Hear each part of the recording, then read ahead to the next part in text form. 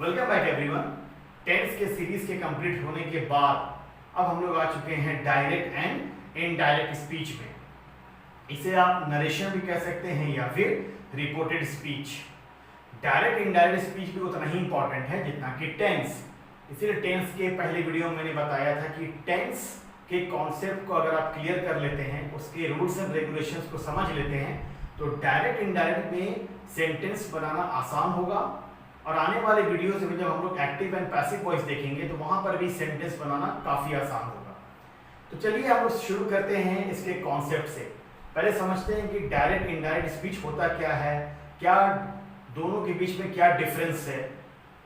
अगर हम लोग डायरेक्ट की बात करें, डायरेक्ट स्पीच की अगर बात करें, तो डायरेक्ट स्पीच में कोई पर्सन या मैं या कोई भी पर्सन किसी दूसरे पर्सन को अपनी बात बताता है, अपना एक सेंटेंस बताता है। फॉर एग्जाम्पल एक पर्सन है रवि, ठीक है। रवि जो है राजीव को एक बात कहता है। क्या बात कहता है कि आई राइट अ लेटर। रवि कह रहा है राजीव को मैं एक खत लिखता हूं, है ना। ये आई जो है ये रवि है। तो रवि ने जो राजीव को कहा, डायरेक्टली एक सेंटेंस बताया। दोनों के बीच जो कॉन्वर्सेशन हो रहा है उसमें रवि ने राजीव को एक सेंटेंस बताया है, अपनी एक बात रखी है उसके सामने। वो क्या रखी है? आई राइट अ लेटर, मैं एक खत लिखता हूं। तो डायरेक्टली इसने किसे कहा है? राजीव को।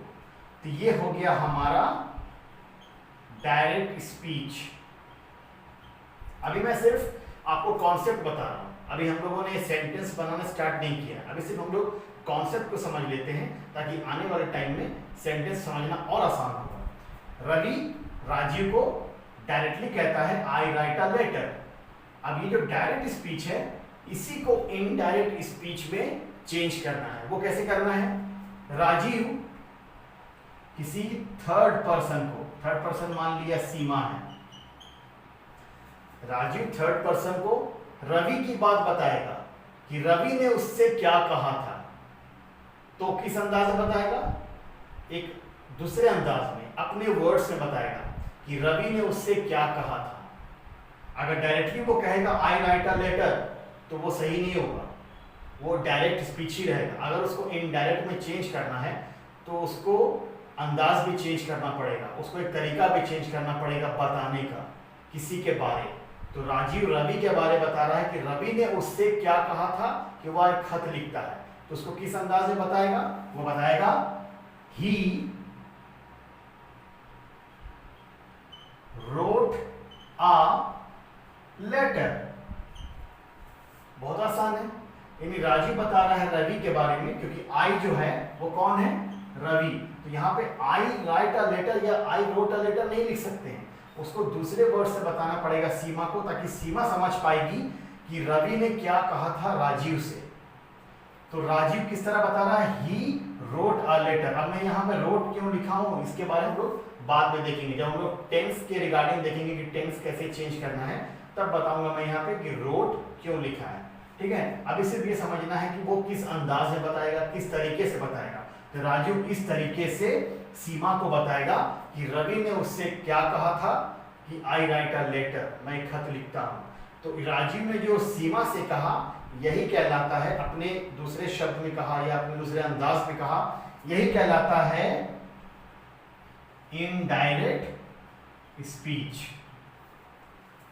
यही फर्क है डायरेक्ट और इनडायरेक्ट में।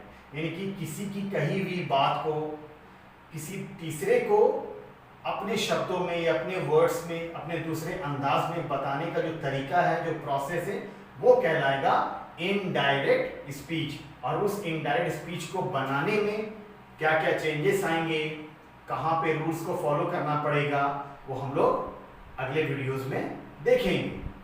तो ये आपको समझ में आ गया होगा कि इसका कॉन्सेप्ट क्या है। ठीक है, थैंक यू सो मच।